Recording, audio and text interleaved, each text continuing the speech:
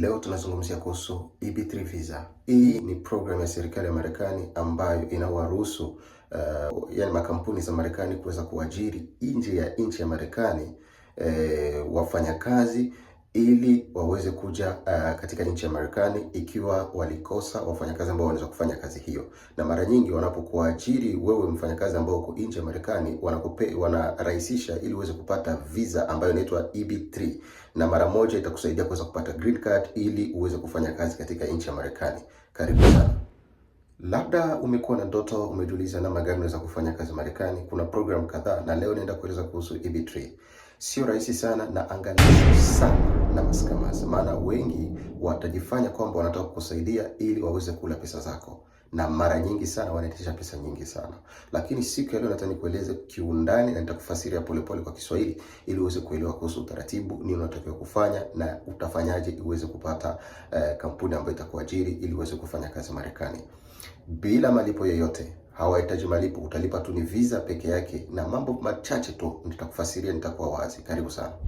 Hii ni program ya foreign workers, yani inaajiri wafanyakazi kutoka nchi ya nje, tofauti na US. Ikiwa uko Afrika unakuja unafanya kazi huku, lakini wanahitaji watu ambao wako professional, yani watu ambao wamesoma na watu ambao wako na certificate, yani degree ama license au bachelor degree.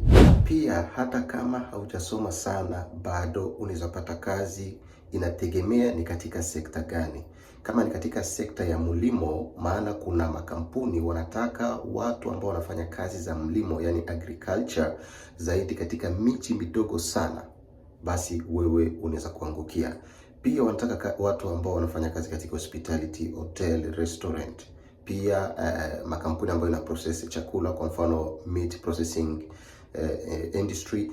Yani wanataka pia makampuni ambayo yana process vifaa kadhaa au kazi mbalimbali za mikono. Ikiwa umesoma, umefanya college na uko na certificate ya kazi ya mikono, basi wewe unaweza kuwa mmoja wao.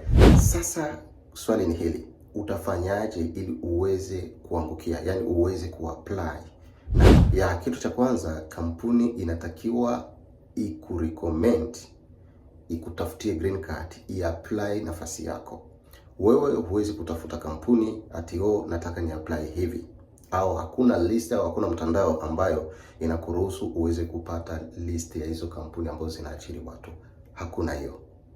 Na hii kitu imeconfuse watu, imecomplicate sana, na watu kitu inawauma wakitafuta ni kampuni gani inahusika na utaratibu ni gani.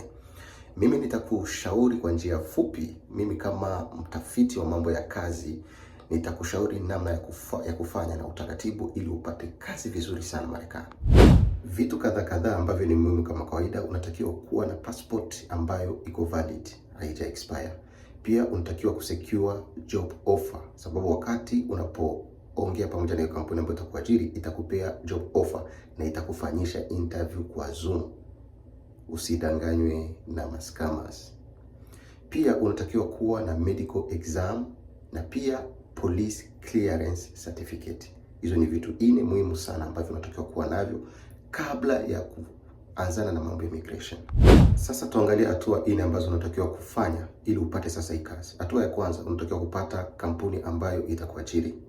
Na hizo kampuni utazipata namna gani? Haziko kwa mtandao, bali unatakiwa kufanya uchunguzi. Nitakupea list ya hizo kampuni ambazo zinaajiri, pikiwemo Google, pikiwemo. Hatua ya pili ni kampuni yenyewe itajaza form inaitwa PALM, yani PALM Labor Certificate, ambayo itafanya katika nchi ya Marekani yenyewe na hauhitajiki. Itaonyesha serikali ya Marekani ya kwamba ilikosa wafanyakazi wengine ambao wanaweza kufanya hiyo kazi Marekani na imeamua kuajiri wafanyakazi nje ya nchi ya Marekani. Hatua ya tatu ni pia kampuni ambayo inataka kuajiri itajaza form ya USCIS ya green card na itakulipia pesa pia. Hauhitajiki, hauhusiki kwa jambo lolote, usipeane pesa mahali popote. Na hatua ya 4 ni green card stage, yani wakati ambapo sasa unaanza kuitwa kwenda kufanya interview. Utakuwa umeshamaliza hizo mambo mengi. Tuseme umemaliza medical, uko na hizo documents za polisi, uko na pesa yako mkononi ya visa na mambo mengine tofauti, unaenda unafanya interview, na hapo ndipo utakubaliwa sasa kwenda Marekani, sababu utapewa visa na utasafiri.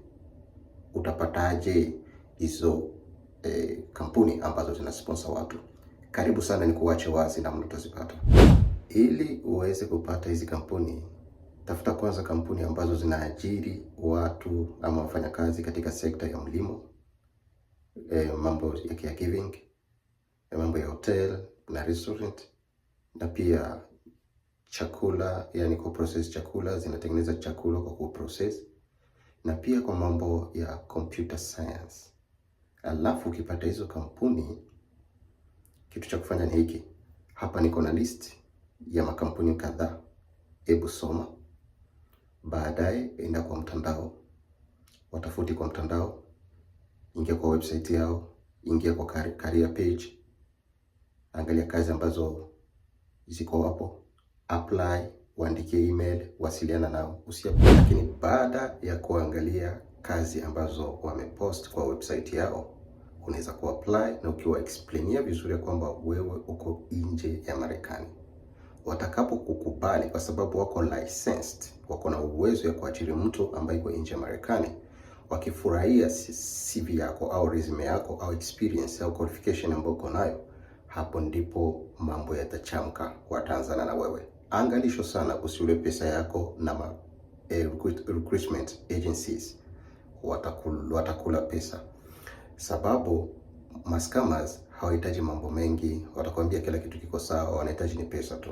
Lakini hawa hawahitaji pesa yote, wanataka tu ufuate utaratibu, na utafanya interview kwa Zoom, na utahakikisha kwamba unafanya nao kwa makini sana. Kwa hilo usisahau kulike, subscribe na kufollow kwa utaratibu zaidi kuhusu namna utapata kazi katika Marekani.